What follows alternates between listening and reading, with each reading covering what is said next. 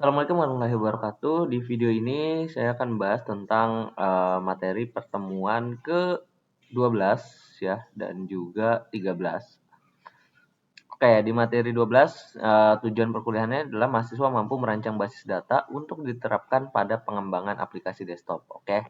Jadi kita akan menambahkan basis data, kita akan merancang basis data yang akan digunakan untuk aplikasi desktop kita. Kemudian di pertemuan 13, mahasiswa mampu membangun koneksi basis data dengan aplikasi menggunakan JDBC driver. Jadi di pertemuan 13 kita akan buat koneksinya dari basis data yang dikembangkan ya, yang dirancang, kita koneksikan dengan aplikasi kita.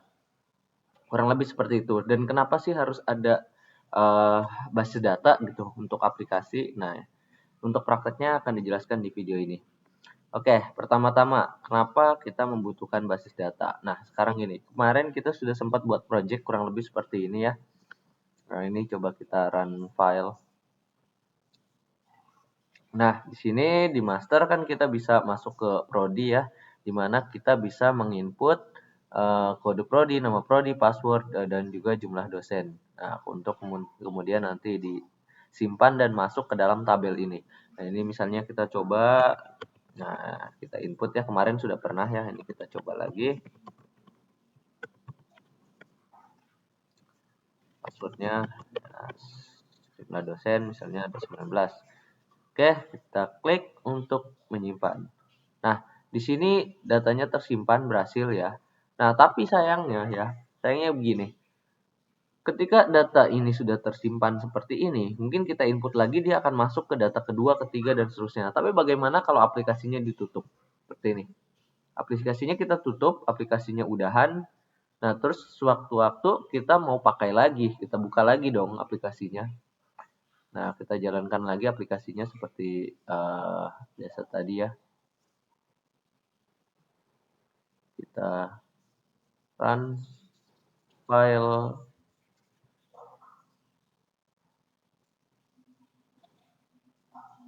Jadi, oke. Nah, data yang tadi kita input nggak ada, hilang. Jadi sekali pakai datanya hilang pas dibuka lagi, nggak kesimpan. Nah, ini tentunya tidak kita harapkan dalam membuat aplikasi. Kita kan maunya kalau udah nambahin data ya udah ada datanya. Nanti kalau kita butuh lagi atau mau menambahkan lagi data yang sebelumnya itu masih ada. Harusnya kan seperti itu, tapi hal itu tidak bisa dicapai tanpa kita membuat database atau basis data. Oke, jadi pertama-tama kita akan buat basis datanya dulu dan sekali lagi mungkin untuk basis datanya tidak akan dijelaskan secara lengkap ya, karena memang itu sudah dipelajari di mata kuliah yang lain yaitu mata kuliah perancangan basis data. Jadi mungkin ini sekilas aja. Kita akan buat sebuah basis data yang nantinya akan berisi ini ya. Ya, coba di run ulang. Nah, datanya nanti kita akan isi sesuai ini. Jadi, kita akan bikin sebuah basis data yang isinya satu buah tabel aja ya, yang memiliki fieldnya, data pada tabelnya adalah kode prodi, nama prodi, password, dan jumlah dosen. Jadi ada 4.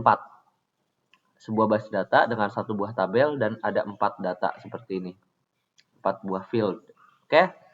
Nah, sekarang kita akan buat bagaimana cara buat basis datanya. Di sini teman-teman boleh ikuti cara saya aja ya. Kita pakai SAM control panel. Nah, sebenarnya ini cukup MySQL-nya aja di start, tapi kita start aja sama servernya juga sekalian ya. Nah, seperti ini. Kemudian kita akan buat basis datanya itu di phpMyAdmin. Nah, phpMyAdmin itu bisa diakses lewat browser dengan ketik aja localhost phpMyAdmin atau kalian bisa ke sini nih. Di MySQL ada tombol adminnya. Nah, ini sama. Klik aja tombol adminnya, nanti akan masuk ke localhost phpMyAdmin. Di sini. Oke. Nah, sekarang kita akan buat basis datanya. Sebuah basis data dengan satu buah tabel yang isinya nanti ada 4 field ya, seperti ini nih. Oke, ada kode prodi, nama prodi, password, dan jumlah dosen. Oke, buatnya seperti apa? Jadi gini, kita buat dengan tombol new di sini. Kemudian nama database-nya misalnya namanya kampus. Nah, seperti ini. Oke, create. Nama tabelnya bebas juga, tapi kasih nama prodi aja ya. Prodi, kalian ketik aja prodi, kalaupun nggak muncul saran seperti saya ini, yang penting diketik aja prodi. Nah, kemudian nama kolomnya, jumlah kolomnya. Jumlah kolomnya sesuaikan dengan kebutuhan. Di sini kebetulan kita butuh 4 ya. Kode, nama, password, jumlah dosen. Jadi ya udah kita biarin aja 4 di sini kita create. Kalau mau diganti atau sesuai kebutuhan ini bisa diganti ya. Ini kita cuma butuh 4, kita create aja. Nah, kemudian datanya ada apa aja? Tadi ada kode prodi ya, kode prodi. Ya, ini tipe datanya varchar aja ya. Tipe datanya varchar aja karena kode kan berupa bisa kombinasi huruf angka ya, kita nggak tahu lah. Jadi lebih aman varchar aja. Kemudian lebarnya mungkin kode prodi butuh 10 karakter di ini. Kemudian nama prodi, nama underscore prodi boleh ditulis aja, diketik biasa. Kita pakai varchar. Untuk lebarnya mungkin kalau nama prodi agak panjang ya, kita kasih 20 misalnya. Kemudian ada password. Password mungkin bisa lebih panjang lagi, jadi kita pakai varchar dengan jumlah karakter misalnya 30. Nah, kemudian yang terakhir kita jumlah dosen ya, jumlah underscore dosen. Nah, tipenya integer karena kan dia angka ya, entah 10, 20 dosennya, jadi kita angka. Untuk ininya nggak usah diisi, tapi kalau mau dikasih range juga nggak apa-apa kayak gitu. Range 100 itu nggak masalah ya. Tapi intinya ya kalau integer nggak dispesify nggak masalah. Kemudian untuk kode prodi ini kita indeksnya kita jadikan primary key. Di bagian indeks pilih primary. Sebenarnya kalau cuman ada satu entitas kayak gini yang nggak perlu banget juga, tapi kan kita membiasakan ya. Membiasakan untuk memberikan primary key pada salah satu field ya pada tabel. Oke, ini kita save. Nah, udah jadi nih. Namanya kampus, terus udah ada tabel prodi. Nah, kode prodi, nama prodi, password, dan jumlah dosen. Nah, ini basis data yang akan kita gunakan. Oke, jadi untuk pertemuan ke 12 tentang membuat basis data, contohnya seperti ini. Nanti silakan dikembangkan lagi buat basis data yang lebih kompleks ya. Oke, nah, tapi basis data ini tentunya tidak akan jadi apa-apa kalau tidak kita gunakan ke dalam aplikasi kita. Harus kita manfaatkan ya, harus kita gunakan di dalam aplikasi kita. Nah, gimana cara menggunakannya? Maka langkah pertama adalah membuat koneksinya terlebih dahulu. Oke, kita balik lagi ke NetBeans. Oke, mungkin ini udah bisa di close aja ya. Oke. Nah, pertama-tama kalau kita mau menggunakan basis data, nah ini kebetulan saya kan punya ini ya yang udah kemarin dibikin prodi utama. Nah, ini kalau punya saya namanya penjadwalan, punya kalian mungkin berbeda, nggak ada masalah. Mungkin beda-beda. Oke, nah sekarang kita akan tambahkan JDBC dulu. Ya, menambahkan JDBC atau konektor atau penghubung antara basis data kita ke aplikasi. Jadi aplikasi kita harus dihubungkan ke dalam aplikasi ini akan dihubungkan dengan basis data yang tadi kita buat. Nah, bagaimana cara menghubungkannya? Pertama kita ke service sini. Kemudian ada database. Nah, punya saya nih udah ada JDBC-nya, punya kalian mungkin belum ada, tapi kalau punya kalian belum ada, caranya menambahkan itu bagaimana sih? Cara menambahkannya gini. Bagian database ini kalian klik kanan. Kemudian new connection untuk menambahkan koneksi baru.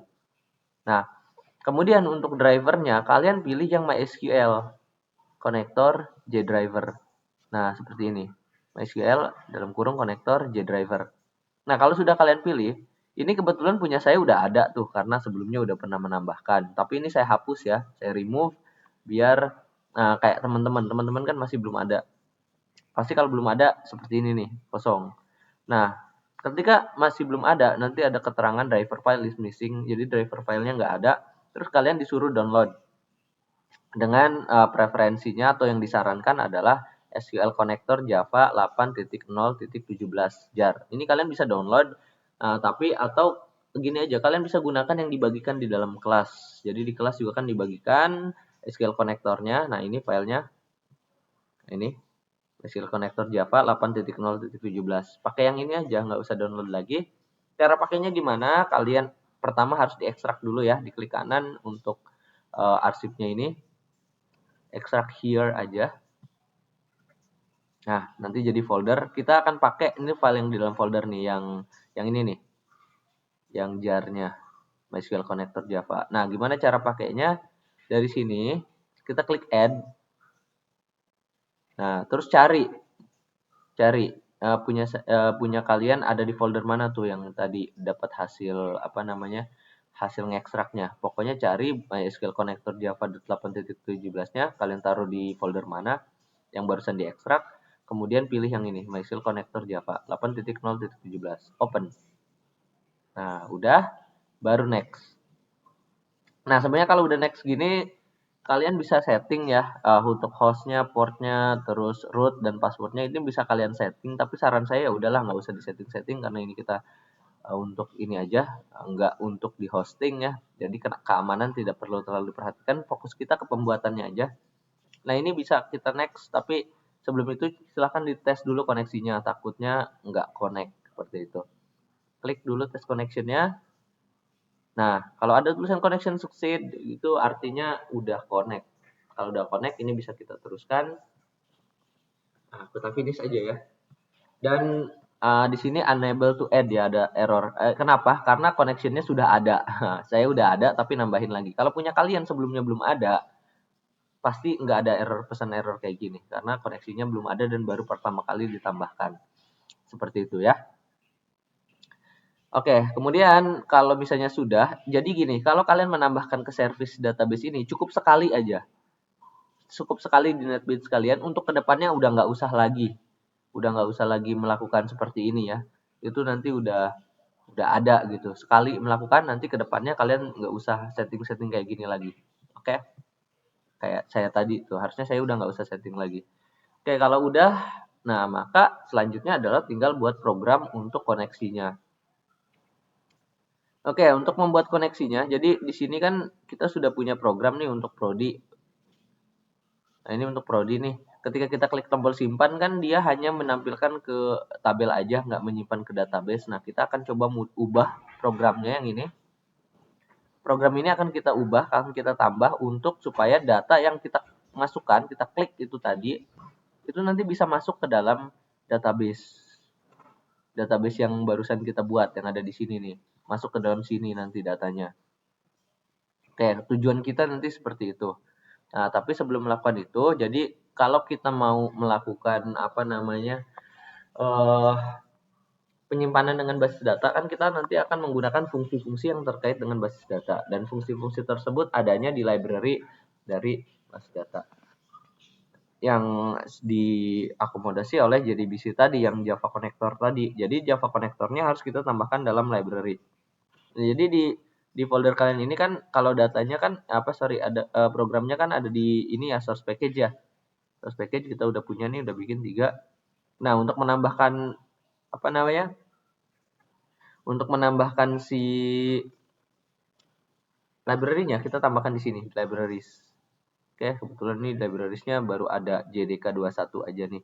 Yang kita tambahkan juga untuk JConnector tadi ya. Jadi kita klik kanan di sini, pilih yang add jar atau folder, klik kanan, hop. Nah, kita pilih sama MySQL Connector Java, kemudian open. Nah, nanti dia ada di sini nih, MySQL Connector-nya. Dan dengan begini nanti basis datanya sudah bisa kita akses, kita gunakan ya. Nah, seperti apa demonstrasinya? Oke, sekarang kalian lakukan dulu sampai sini, tahan dulu videonya ya, baru kita akan coba buat programnya.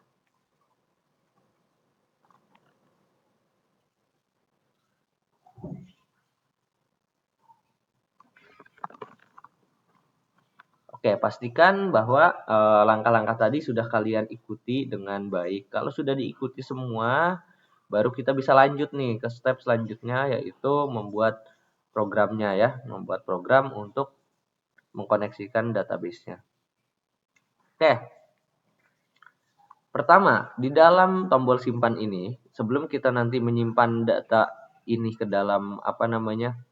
basis data ya, ke dalam database, kita harus buat dulu beberapa settingan di sini. Oke, kita harus buat dulu beberapa settingan. Yang pertama adalah kita siapkan dulu kelas untuk drivernya. Caranya gimana? Kalian tulis di sini class dot for name. Nah, ini for name-nya pilih yang ini aja, string class name.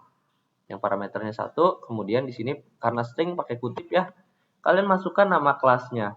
Nama kelasnya itu di mana sih? Di sini di MySQL Connector ini ya, atau di service juga bisa kalian cek sebenarnya di JDBC ini. Kalian bisa cek propertinya. Itu ada driver class. Nah, ini nih, ada nama driver class com.mysql.cj.jdbc.driver. Pakai ini aja.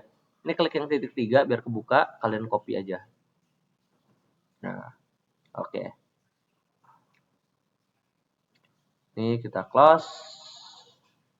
Nah, kalau udah, kita paste ke dalam tanda kutip ini. Nah, oke. Kasih titik, koma. Nah, ini. Jadi, kita akan ngambil driver class-nya pakai perintah ini. Nah, ternyata ada error. Kenapa ada error? Di sini ada unreported exception. Kenapa? Karena ketika kalian memasukkan nama kelasnya di sini, belum tentu kalian benar. Bisa aja kalian typo atau salah ngetik semacamnya, akhirnya gagal. Nah, maka dicegah di sini oleh Java-nya, oleh NetBeans-nya. Ini harus di-report untuk exception-nya dulu, harus ditangani. Untuk penanganan exception kemarin kita udah pernah bahas ya, pakai try catch. Kalian boleh ketik manual, tapi saran saya daripada ketik manual bisa aja lewat sini nih kita gunakan saran yang diberikan. Klik yang merahnya, pilih yang surround statement with try catch. Nah, tuh jadi ada try catch-nya dan ini udah nggak error. Oke, itu langkah yang pertama. Langkah kedua adalah membuat yang namanya koneksinya. Jadi setelah kelasnya dikoneksikan, ya, maka selanjutnya adalah setelah kelasnya udah dibuat, di sini udah didefinisikan ya, kita lakukan koneksi. Nah, kita buat connection, ketik aja connection, terus kita kasih nama objeknya misalnya C gitu ya, simple aja. Nah, karena nanti kita butuh try catch lagi, ini kita nulkan aja dulu, null. Nah, baru si C-nya akan kita inisialisasi di sini, biar enggak biar gampang kita naruh try catch-nya. Tapi sebelum itu, ini kita tangani dulu yang ini, connection-nya ini error. Kenapa? Karena connection-nya sepertinya tidak dikenali. Oke? Connection-nya tidak dikenali. Nah, bagaimana cara supaya dia dikenali? Harus diimport dulu di sini. Tambahkan import ya ke atas. Import. Nah, kita mau menambahkan untuk yang connection itu namanya adalah java.sql dari namanya connection ya. Connectionnya enggak aktif nih. Coba kenapa? Oh, dari koma. Nah, bisa java.sql.connection seperti itu. Nanti dia nggak merah lagi. Oke. Nah, kemudian kalau sudah, baru si C-nya kita inisialisasi untuk mendapatkan koneksinya menggunakan driver manager get connection. Kalian ketik aja kayak gini, driver D-nya besar, M-nya besar, get connection nama metodenya. Get connection. Nah, ini perhatikan penulisannya ya, karena tidak muncul saran. Kenapa? Karena sepertinya memang harus di ini dulu harus diberikan importnya dulu sepertinya. Nah, ini kita tambahin importnya dulu untuk driver manajernya. Kita balik lagi ke atas, kita coba tambahkan import java.sql.driver manager. Nah, yang ini driver manager hub titik koma. Oke. Kita lihat ke bawah. Nah, ini harusnya udah nggak error ya. Ini tinggal kita isi aja untuk parameternya. Parameternya apa sih? Coba kita ulang dulu deh. Dot get connection. Parameternya adalah user, password ya, gitu-gitu. Oke, untuk usernya dulu. Ini kita coba cek di properti lagi ya di sini ya. Kita cek properti di JDBC. Nah, ini usernya root ya. Passwordnya juga nggak ada, tadi kita nggak setting.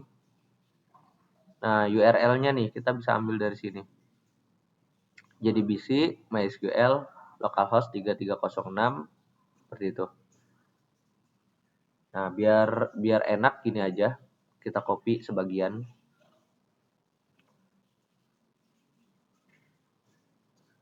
Nah, kita copy dari sini, JDBC, MySQL, localhost 3306. Garis miring. Nah, kita copy segini aja. Hap.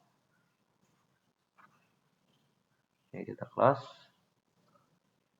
Nah, kita masukkan URL-nya. Terus kita tambah, ini harusnya ada tanda kutipnya ya. Kutipnya kehapus.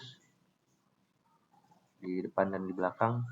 Nah, 3306 garis miring. Nah, kita masukkan nama database-nya. Database kita kebetulan tadi namanya adalah apa tadi? Kampus ya. Kampus. Ya. Koma. Oke, ini untuk parameter yang pertama URL-nya. Parameter yang kedua ya, kita tambahkan usernya. Kebetulan usernya adalah namanya adalah root. Seperti ini.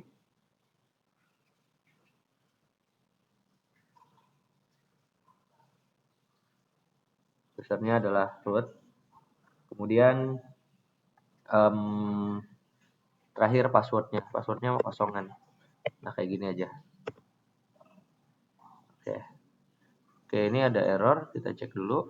Oh iya, dia minta ada exception juga. Jadi kalau udah selesai diketik kayak gini, kita tambahkan try catch aja. Surround statement with try catch. Hub. Nah, kayak gini. Nah, maka errornya akan selesai. Nah, kalau misalnya koneksinya berhasil, kita coba tampilkan di sini. Di dalam try-nya, kita tampilkan pesan deh. System.out.println. Misalnya koneksi sukses gitu ya. Kenapa ditambahkan di sini? Karena kalau misalnya koneksinya nggak sukses, pasti ini yang jalan nih. Ini yang jalan nanti. Dia akan menampilkan pesan koneksinya tidak sukses. Seperti itu. Ya, jadi ini fokus kita adalah untuk membangun koneksinya aja dulu. Kalau koneksinya sudah berhasil, baru nanti kita lanjut ke tahapan berikutnya ya. Oke. Nah, sekarang kita akan balik ke project. Kita coba run lagi si filenya. Apakah koneksinya sekarang sudah berhasil? Kita run file. Kita ke master, prodi. Oke, kode prodi misalnya kita tambahkan ke asal aja dulu ya. Nah, prodi sistem informasi. Passwordnya ya asal aja. Jumlah dosen misalnya 15. Nah, terus kita akan ke tombol, klik untuk menyimpan, klik. Nah, di sini udah ditambahkan. Tapi apakah database-nya juga connect? Nah, kita lihat di sini. Koneksi sukses. Artinya database-nya udah connect. Kalau database-nya udah connect, kalian bisa menambahkan data pakai insert, bisa mengedit data dalam database menggunakan edit ya atau update, menghapus pakai dan seterusnya itu bisa dilakukan. Ya, jadi nanti kita akan lanjutkan lagi programnya di sini untuk menginsert data tadi yang diketik di dalam field sampai dia masuk ke dalam database. Nah, itu ada di materi tentang melakukan namanya CRUD ya, atau create, retrieve, update, delete. Nah, untuk sekarang yang penting kalian berhasil dulu sampai koneksi suksesnya muncul. pesan koneksi suksesnya muncul tadi ya. Kalau pesan koneksi suksesnya udah muncul, artinya sudah uh, connect dan udah bisa dipakai. Sampai sini aja dulu pembelajarannya ya. Nanti kita lanjut lagi. Silahkan dicoba dan kalau ada pertanyaan silahkan ditanyakan di kolom komentar ya. Mungkin itu saja saya akhiri. Assalamualaikum warahmatullahi wabarakatuh.